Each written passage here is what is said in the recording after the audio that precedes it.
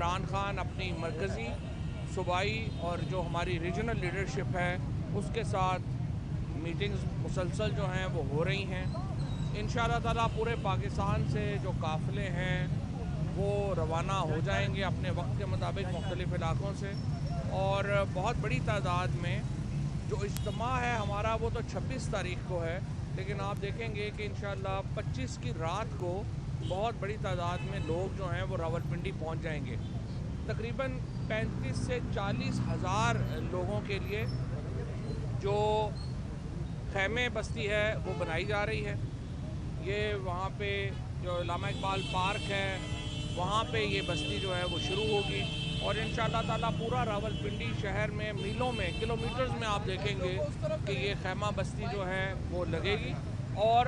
اس کے نتیجے میں پاکستان میں پہلی بار ہم انشاءاللہ یہ ایک پورا نیا شہر بسے گا اس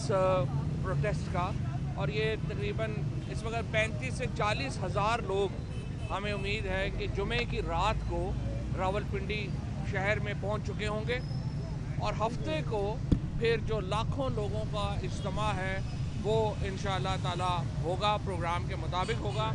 اور پھر ہفتے کو عمران خان بتائیں گے کہ اگلا لائے عمل کیا ہے اور ہم کس طرح سے آگے بڑھیں گے. پاکستان میں اس وقت جو معیشت کا حال ہے وہ آپ کے سامنے ہے. آج پاکستان کا جو ڈیفالٹ کا خطرہ ہے وہ پاکستان کی ہسٹری میں اتنا بڑا نہیں ہوا جتنا اس وقت موجودہ حکومت اپنے قرضے واپس دینے کی پوزیشن میں ہی نہیں رہ گئی. 15 ارب ڈالر صرف ایکسپورٹس اور جو ریمیٹنسز ہماری اوورسیز پاکستانیز کی کمی ہوئی ہے, صرف اس کی وجہ سے 15 ارب ڈالر جو ہے وہ ہمارا کم آیا ہے, جو کہ نہیں ہونا چاہیے تھا کم.